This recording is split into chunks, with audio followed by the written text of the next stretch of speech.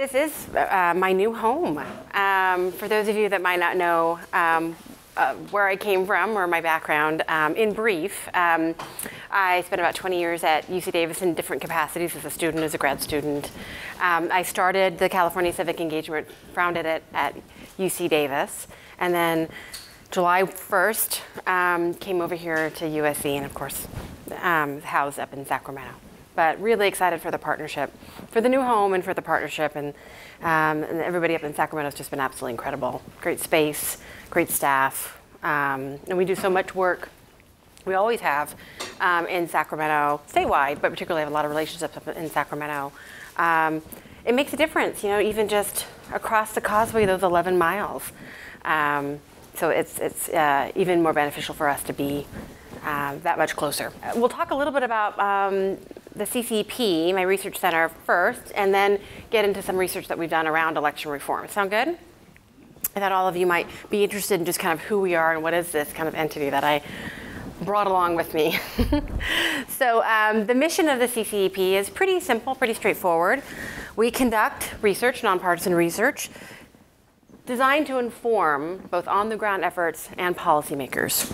And the goal of that work, very explicitly stated, is we hope our work informs their efforts to provide not only to achieve increased participation, civically and electorally in California, but also increased representation. Make sense? And the quality of life component here is really simple. The level of participation, the quality of participation, the level of representativeness that we see is intimately interconnected with a whole host of social outcomes, right? You name it.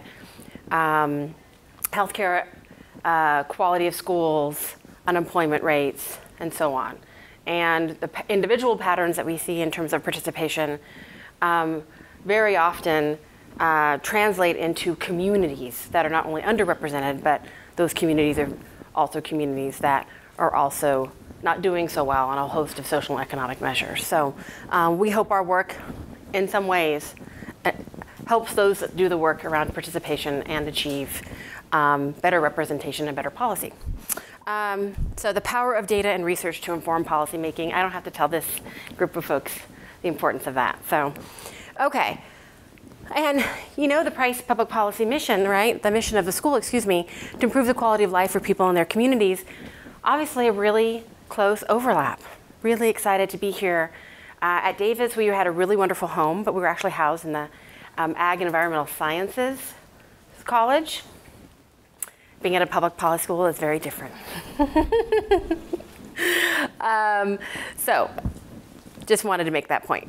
So my center, we partner to achieve that mission with all kinds of different folks. So legislators, public agencies, advocates, researchers, community leaders. I suppose the picture of the Capitol represents policymakers and legislators. And these are just some of the nonprofit advocacy groups that we work with. We have found that advocates are a key component for our work, particularly in policymaking. And sometimes just bringing the research to the attention of policymakers, for more informed conversation. Sometimes it's much more extensive than that, but they are key to that process, and we have a lot of relationships. They also inform our research design, not on every project, but where it makes sense. We try to connect out with key folks, depending on the project, to get their input on the research design, and sometimes on the near final product. We conduct the research independently, but to at least make sure we know what we think we know, and where it makes sense. Okay.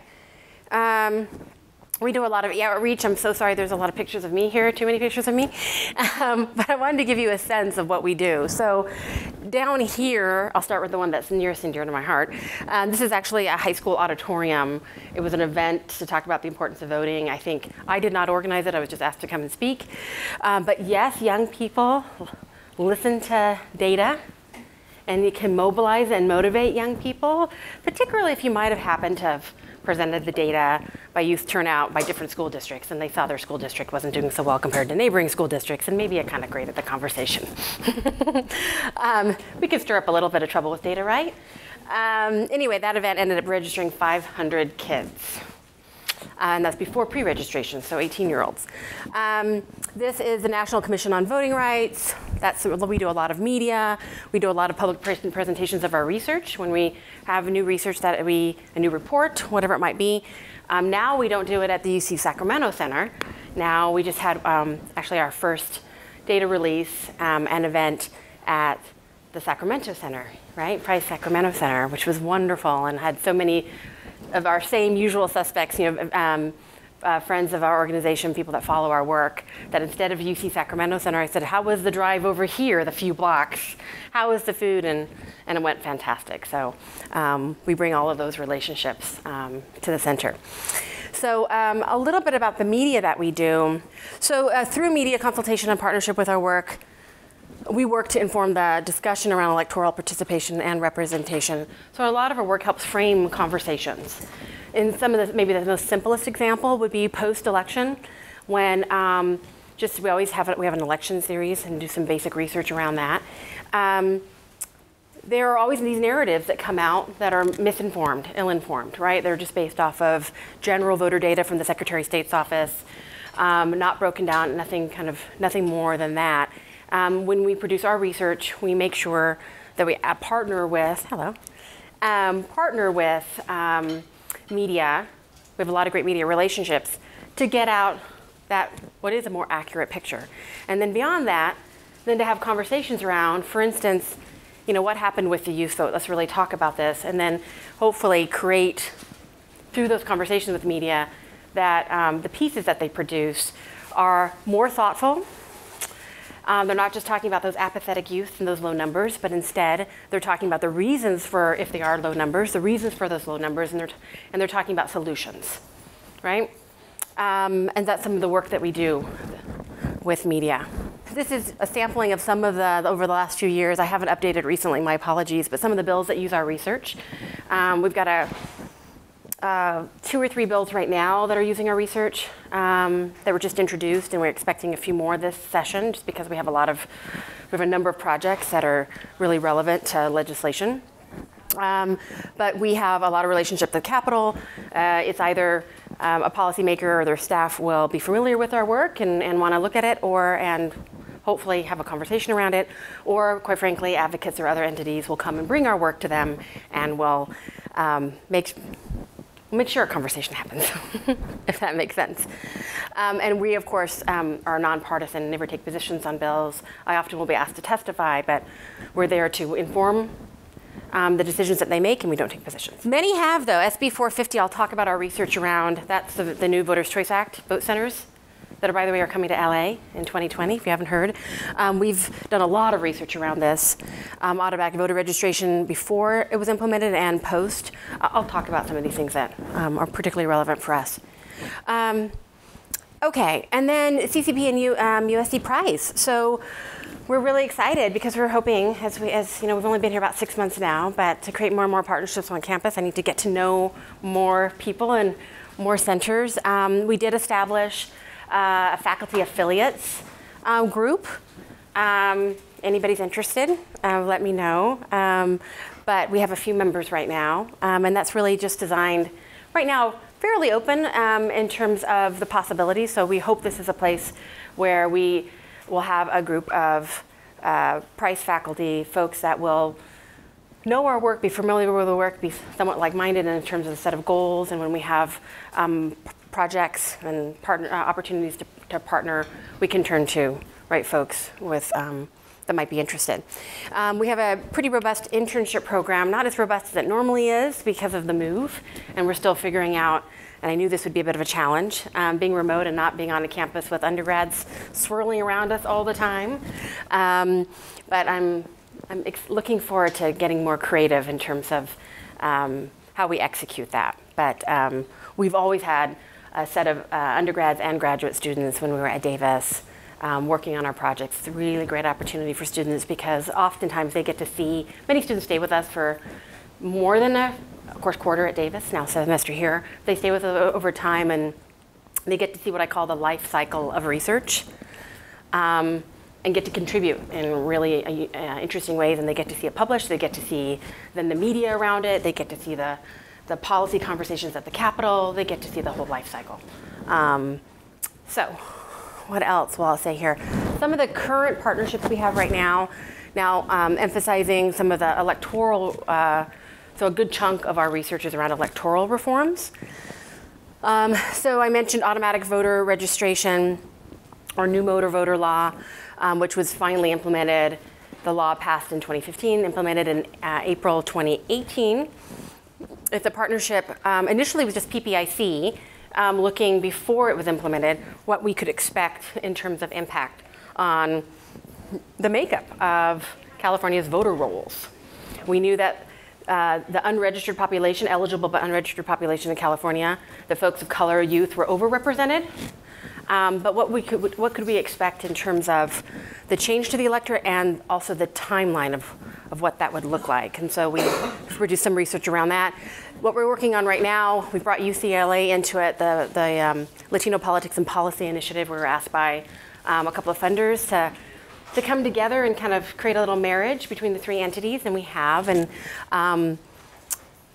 we're looking at not only now the early impacts of the first election cycle under new motor voter, but also it's a multi-state study. So those states like Oregon and a few others, Colorado, who have already implemented it, what can we learn across the different models? Because they are very different.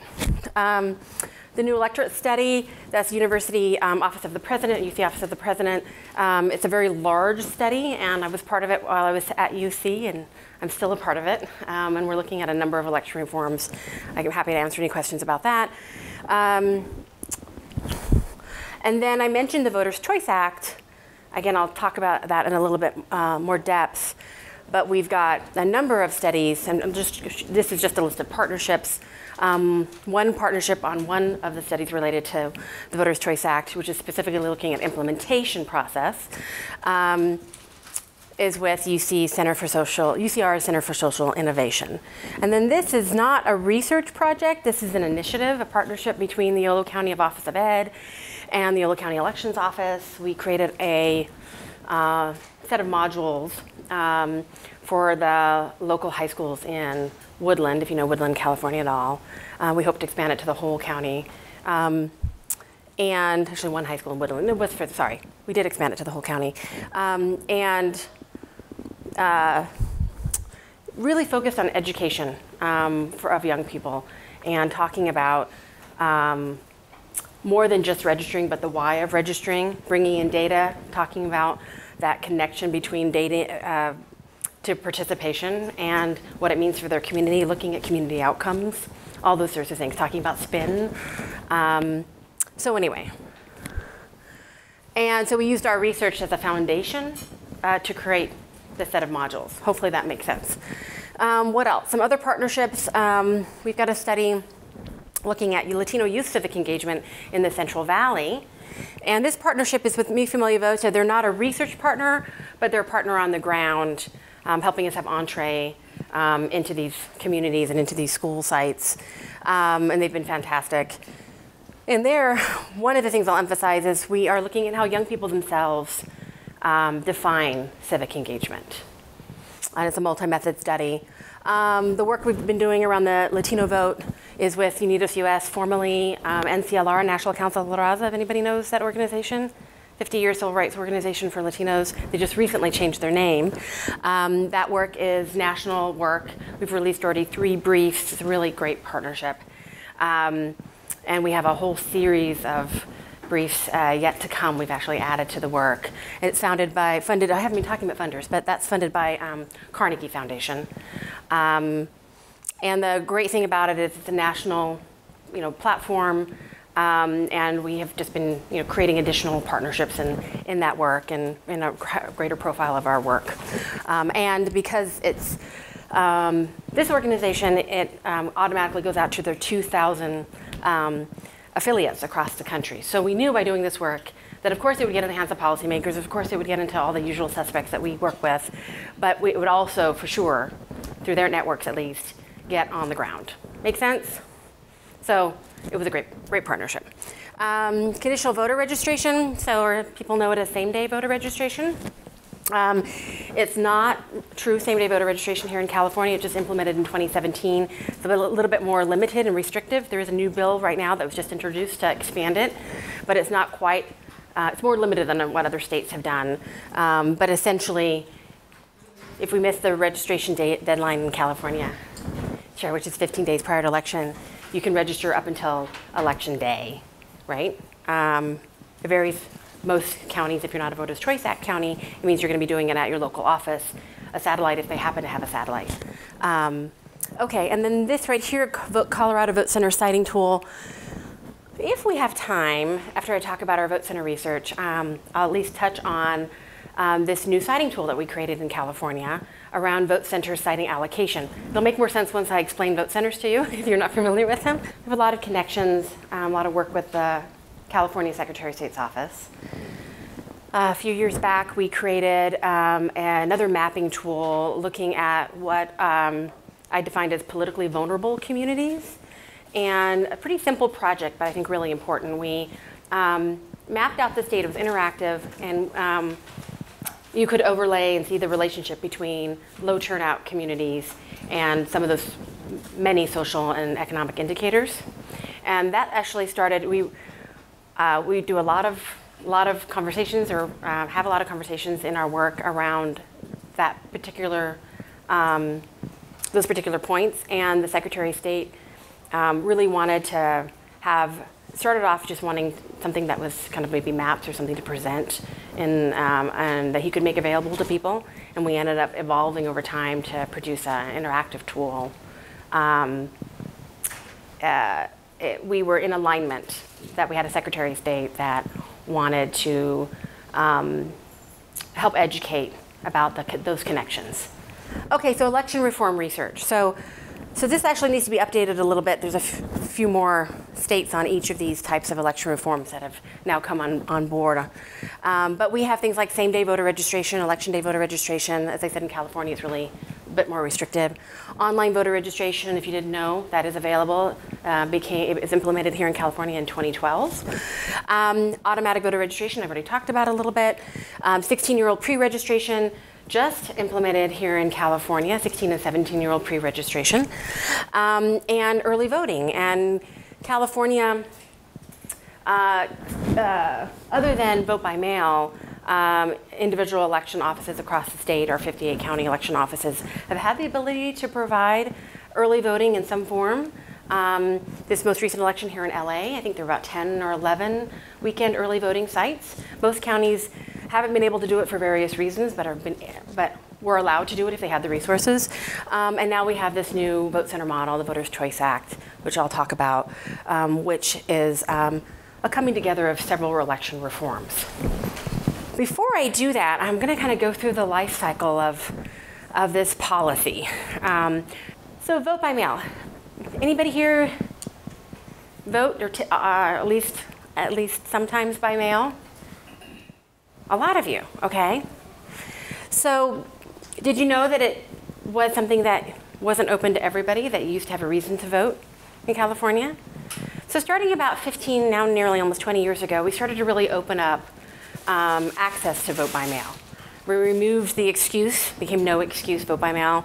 We allowed people to sign up as permanent vote by mail voters so they wouldn't have to ask and request that.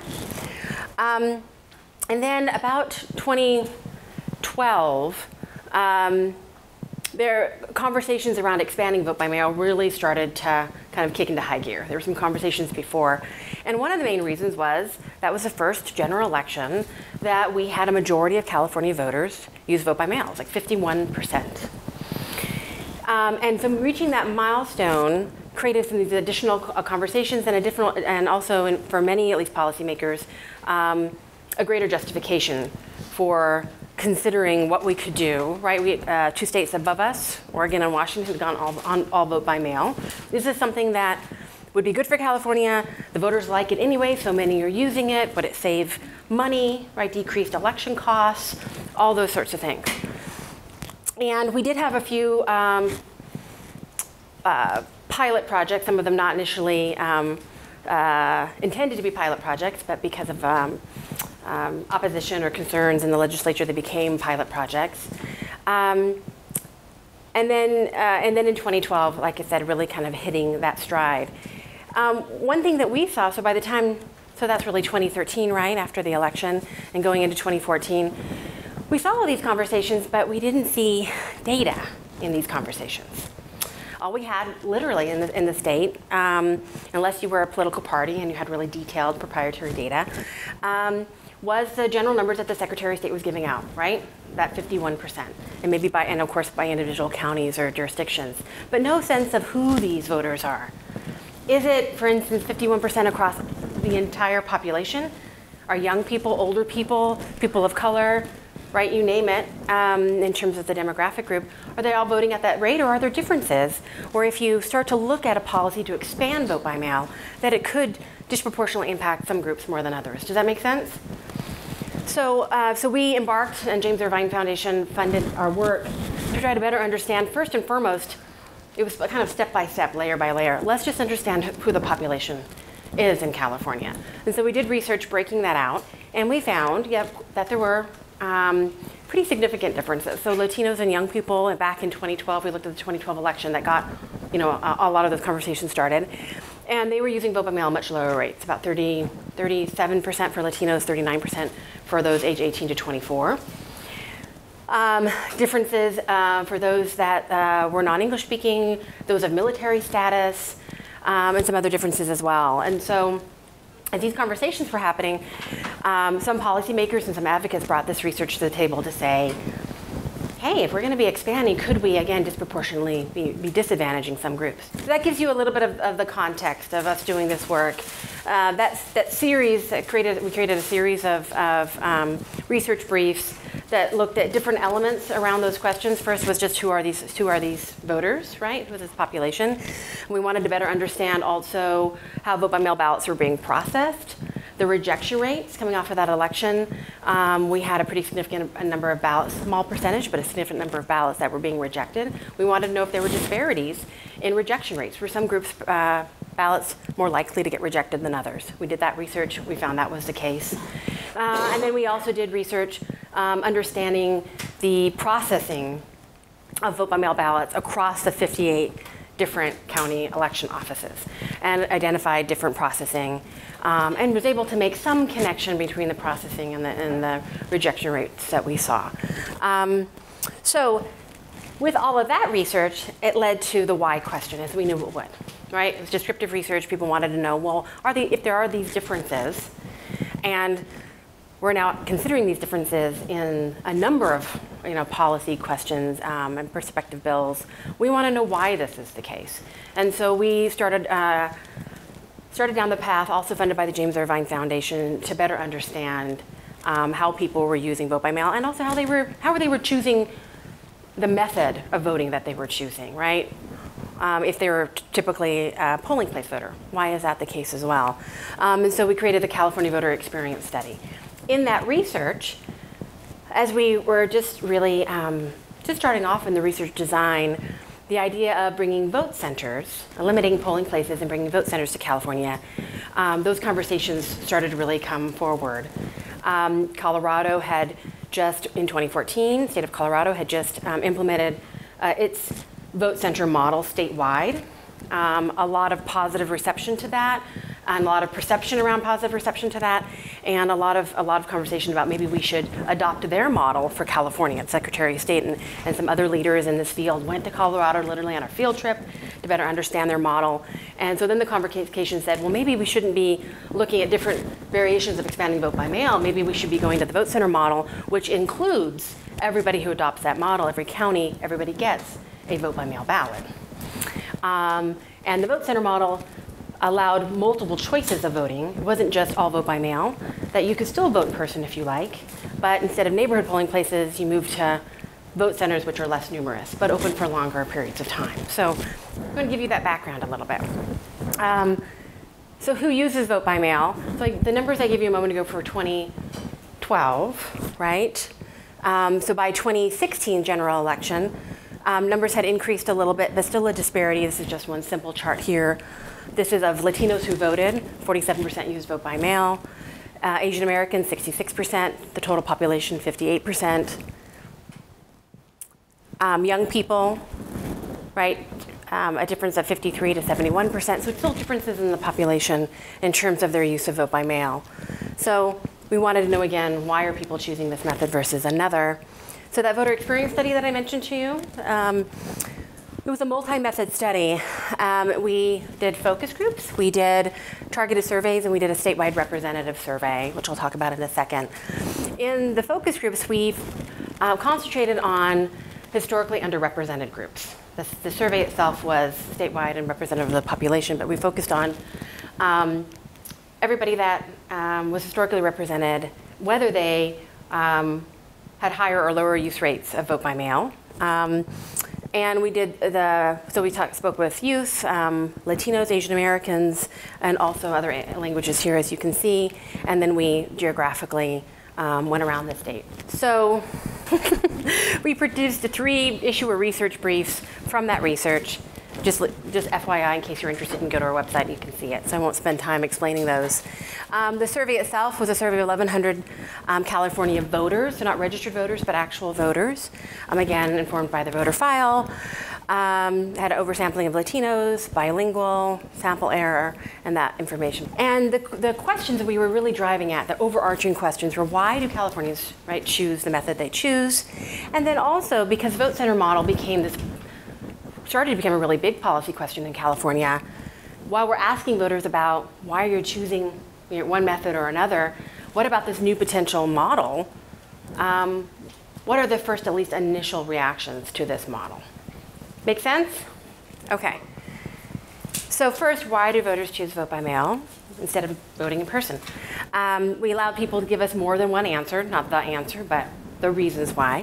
72% said convenience. Right, we've already heard here. More convenient than going to their neighborhood polling place on election day. Another really, 2/3 said they preferred to fill out their ballots in a place where they could look things up on the internet, take their time. Other folks said they didn't want to wait in line at the neighborhood polling place. And then other folks talked about specifically doing it with family and friends, right? Whether it was about even information gathering, they wanted to do it with family and friends to discuss. We said, well, why are you still using the polls, right? We didn't phrase it exactly like that, but they said the polls are more convenient to get to for them, right? It's down the street from my house. It's at my kid's school. It feels kind of silly to mail in the ballot when it's right there, right? For instance, 90% said it was, in some degree, it was an important part of the voting experience for them. I always go to the polls. Right? I want to represent at the polls. I love seeing my neighbors at the polls. The same lovely elderly gentleman who's always there, right, as a poll worker, whatever it might be. And yes, almost 2/3 said they wanted to get their vote by mail sticker. And believe it or not, this little data point has influenced so many conversations around the state vote by registrars. Now, many, I'm not saying it's just us, but it's just often cited. Deciding to put the sticker in the vote by mail ballot because maybe that will incentivize people if they get their sticker. Right, it's on the honor system, you gotta actually mail it in. So anyway, or if you want to, but no, we won't go there.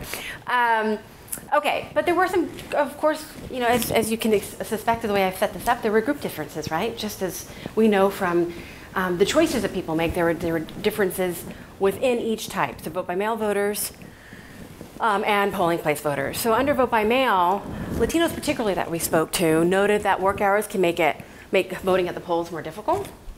Latinos had a preference to consult with family, even greater preference to consult with family when making their voting decisions. At the polls, we heard a lot from Latinos saying that they were more likely, or they were more likely than members of other groups to cite the social aspect of voting as a reason for voting in person. So this is, you could say that there's a social aspect in both ways, right? And then young voters oftentimes talk to us about the significance, even if they were planning on using vote by mail later, they wanted their first voting experience. But I know your first voting experience was not at the polls. No, it was not. But we'd heard from a lot of young people that said, at least I want to go down and I want to do it the first time, and then I'll see how it goes. I've got to do it in person. And voters with disabilities that we spoke to really there was a strong desire to be represented, to represent the disability community at the polls. And a high value, right, to casting a private ballot. Because if you, depending on your disability, but if you use a vote by mail ballot, it's not, if you need assistance, if you go to the polls, you can use a voting system, right? A voting machine that's designed to be able to make it accessible. Okay. We also, and this actually surprised us initially, in our survey, I'm kind of crossing over now into the survey research. From our focus groups, we did the focus groups first, and the focus groups informed the development of our survey, our statewide representative survey, right? In the focus groups, we heard a lot of conversation around whether people trusted mailing their vote by mail ballot in, right? There were, two main camps. It was not that their ballot, not that they distrusted the system, but it was about timing. I just don't know if it's going to get in there, right? Okay. And then some folks really not trusting the post office and not trusting that when it gets to the registrars that it's going to get in the right bucket, either from incompetence or because feeling like maybe my community, my ballot, right, might not be handled as well. So either way, the bottom line was, I got to see it get in that box. So in our survey, we talked to voters. So in our survey, we identified voters that didn't typically vote through the mail, casting their ballot, vote by mail and through the mail. And so people who used a vote by mail ballot but chose to drop it off, and people who voted in person, so they didn't use the mail, right? 27% said that they didn't trust the post office to get their ballot delivered safely or on time to be counted. And like I said, there were nuances within that in terms of the reasons why. And a larger proportion of voters of color felt this way. Did I have a question back there? I was just going to share an experience that I had this year for the first time as I've been an absentee, or we used to call it absentee voter, vote by mail voter permanently since the beginning. Yeah. And this year I lost my ballot somehow. It got recycled or something. And so I went to the polling place on election day and did a provisional ballot. Okay. And then I noticed they said, you'll get an email once they count your vote, and they'll notify you that it was actually received. I thought that's really cool, because whenever I do mail my ballot in, I always have this, sinking feeling that they're not actually going to open this. So I'm just kind of going through the motions. But I actually got a confirmation that my vote was actually counted. I thought that was they should do that for everybody. You're in LA County. Yeah. They should do that for everybody. It's not just that provisional. Yeah. There's a lot of conversation. There's a number of bills over the last few years that have been increasing transparency around, or at least the voters' ability to be able to, on their own, look up whether their ballot was counted, and then now putting the responsibility also in the hands of election officials. You were going to say something? That's what I had to do. I had to log in and actually see if it was counted. Yeah, but up until a couple of election cycles ago, you couldn't do that. You could do that in some places, not other places. Or you could do it by calling in, but there's no requirement to have an online lookup system. Because of time, moving on. Oh, and this is just a chart to visualize the numbers I just gave you. A little simple chart. Okay. So let's talk more about the survey and the reaction to this potential of vote centers. But let me explain vote centers a little bit more to you. I've given you some information. So the law was in 2015. The first opportunity to see it implemented was in 2018. The law specifically specified that 14 counties could opt in if they wanted to opt in 2018. The rest could opt in 2020, right? In the end, we only saw 5, Sacramento, Madera, Nevada, Napa, and San Mateo, that actually opted in. The one difference in the bill, in the model, is for LA County. So in LA County, which we already knew, we knew before the bill passed, the LA County would be adopting. I think it wasn't formal yet, but it's formal now. The law specified that their model, what I'm going to cover right here, is a little bit different for LA County. The main difference is in 2020 when they adopt, they don't have to mail everybody a vote by mail ballot. In 2024 they will, but not in 2020. And their ratio, the number of vote centers per registered voters, is different. So let me just walk you through this. So everybody gets mailed a vote by mail ballot. You no longer have to request it. It doesn't matter if you're permanent vote by mail. If your county chooses to opt in, and your county can choose not to opt in, can you guess why it's an opt-in? When the state requires something, what does that mean? They got to pay for it. It's a mandate, right? I'm not saying this is the only reason, but a big driving reason. And as it is, for at least the last 7, 8, 9 years, the state has not been paying its election mandates, any of the election mandates. So definitely, it's not an option at this point to pay for this, so it's an opt-in. Many registrars incentivized to opt in anyway because they think it's a better model for their registrars because they hope it's going to be, at least in the long term, a savings. Everybody gets mailed a vote by mail ballot. If you already use vote by mail, conceivably not necessarily much of a change for you, you mail it in, but you'll have more places to drop it off. Okay? Instead of the old polling place model that we've had historically here in California, 1 for every 1,000 registered voters. Now it's 1 for every 10,000 registered voters. LA, it's 1 for every 7,500. So a few more vote centers, but still much fewer than polling places. Make sense with me? Okay. You also now have ballot drop box locations. Now it's required, and it's a minimum of 1 for every 15,000 registered voters. So you can mail your ballot through the mail. You can go drop it off at a vote center, like you could have dropped it off at a polling place. And you can also drop it off at a designated drop box. Make sense? If you want to vote in person, you go to a vote center. They're not as numerous, but they're open longer. They're not as numerous as polling places. They're open longer instead of just election day. They are 4-day and 11-day. Election day plus 3, or election day plus 10. You've asked, what does it look like? Where could it be? That's really up to the counties.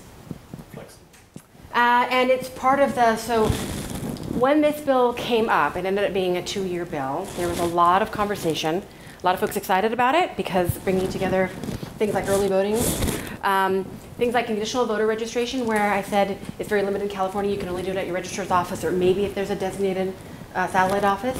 Well, if you're a VCA county, Voters Choice Act county, right now again just 5 for this election cycle, you can conditionally register at any vote center. In the survey, that representative statewide survey that we did, and again, we were careful as we presented these findings, because we said people have not seen or touched or utilized a vote center yet, and they haven't been outreached on it, and they haven't been educated about it. But we thought that the initial kind of reaction they have to hearing about the vote center model, as they did in our survey, was important data to know, right? To see where kind of where folks are coming to the topic at, because there were a lot of assumptions by different players in this about how easy or hard it would be to transition voters to the vote center model. Make sense? So we found that a majority of Californians, 61%, didn't like the idea of vote centers coming, replacing neighborhood polling places. Like, what about polling places? The group that probably would be most likely impacted, right? 71%. That's just a chart to visualize that. Wait, that 71 and that 53, let me see that. It's actually right here. Polling place voter, 71% specifically of polling place voters said they didn't like the idea. We found differences by race ethnicity, particularly for African Americans. 72% said that they didn't like the idea of vote centers. Here also, we asked about distance. A key component of all those negotiations that I mentioned to you was, again, access. If they're fewer, where are they going to be placed? Are people actually going to be able to get to them? Voters with disabilities, but others as well, right? Voters that don't have cars, rely on transportation, whatever it might be. And 2/3 of those of Californians, who's representative, said they were only willing to travel 15 minutes or less to a vote center. So we said, from all of this, and again, these are just highlights, but voters whose counties adopt the new model might react differently when they interact with the vote centers, of course. But initial perceptions could have an impact on the willingness of voters to use the model. Perceptions will need to be addressed and alleviated, essential to ensuring that voters experience the new model positively, minimizing the risk that voters could be discouraged from casting their ballots. So this research was used by policymakers and a lot of advocates, and still is today when they're discussing, should we be adopting, what does that hill look like for us? Even with a whole set of positive expectations, do we have a realistic understanding of what the challenges will be too? Just a statement about, again, because we've done research on a number of election reforms. One of the things that we always emphasize is, in California, an election reform almost all of them, at least in recent years, has been designed to open up access, right? And to open up representation to some degree. There's always a question, as you all know, is that bill written in a way that's actually going to achieve that? And then does implementation get executed in a way that's actually going to achieve that, right? But in other states, an election reform can be something different. And election reform can be about restricting access, can be about ensuring the safety and integrity of the ballot, right? Can require voter IDs and so forth, right? And many people that don't like the election reforms in California will talk about voter fraud and other concerns, right, in the implementation process. But whenever we look at electoral reforms, we have to understand that, number one, of course, they can, even if they're executed appropriately as it intended, they may increase access for many, but they may not do it always to the same degree, right? Are they doing it? Is it actually making a more representative electorate, or are you increasing access but actually inadvertently widening the gaps? So a lot of our research is looking at that and understanding that. Understanding how different voter groups might receive change is critical. Some can be confused, fearful, even turned off by change, distrustful of change. Extensive education is needed, right? And all of these reforms and some of our work is designed to understand what that looks like for successful implementation. And then, of course, they're all done in a political context, but I won't get into that. So we did that early work around vote by mail. We did the California Voter Experience Study. Then vote centers, the bill passed, and the conversation switched to, should counties adopt? What should implementation look like? Like I said, we're doing a number of studies around the vote center model, the VCA, and other reforms. In the midst of that, after the bill was passed, we were approached by James Irvine Foundation to try to address one of the key concerns out of that piece of policy as it was beginning to be implemented, right? As counties were sitting down trying to develop those election administration plans. So we created a vote center siting tool. It's an online interactive tool. It's a facility allocation model. We paired with an organization called DataKind. And what we did is we took the 14 criteria. The bill ended up passing with 14 criteria in it to say, when you go through the siting process and decide where to allocate, where to site these vote centers. So we saw the benefit of creating a model that would have consistent interpretation of those criteria. So we produced this tool. We worked pretty closely with all of the 5 registrars to also make sure to vet what we're producing. And we worked really, really closely with all of the advocacy groups and the Secretary of State's office to make sure that the tool was something that was useful for them, but also that was trusted and there was buy-in. So it's a user-friendly web-based tool, connects election offices to that research, and it incorporates those 14 criteria. So it's on our website, 5 counties that'll be expanding, Sacramento County, all the criteria, there's the model itself, all the data that went into the model, right? Also, you can see individually, like if you only want to see youth turnout, you only want to see transit sites, you only want to see population density, you only want to learn about the Latino community, you only want to look at previous polling place voters. Maybe that's what you care about, you can look at that individually. But we suggest the locations based on the modeling. We also have some additional options for folks if they want to go beyond the minimum that the law requires, and they actually, because it is a floor, not a ceiling, we provide another set of locations if they want to do that. Thank you so much for staying so long. Sorry I rushed through some of that, but I couldn't help but cover. Particularly the work that we've done around vote centers is just interesting because of the evolution over time.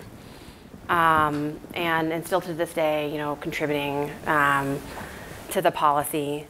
Not just the implementation now, but as everyone suspected, they would be revisiting of the policy. So the recommendations that I mentioned a moment ago for the implementation study, that'll be for counties that are deciding whether to adopt or not. But also, of course, policymakers will take a look at that and say, should we be making changes to the policy? There are already many policymakers that want to make changes to the policy, and we're saying, please wait for all the data. By disseminating the research as widely as possible, and advocates and community folks and other influencers on this topic being aware that research is coming, it also helps hold policymakers who, I'm not saying anybody necessarily in our field, but in case a policymaker might want to step forward and make a change without data to inform them, there's other folks also to say, hey, wait a minute. let's wait a while until we, to get this work. And actually on the VCA, there's the Secretary of State also has commissioned a study that's going to be coming out soon, which we're really looking forward to. So we're not the only ones in this space, certainly, and we shouldn't be.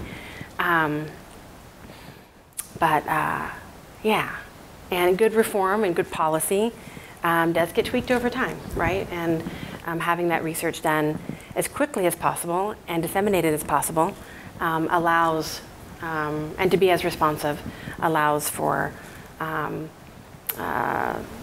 hopefully more accurate but also more timely discussions around any needed changes.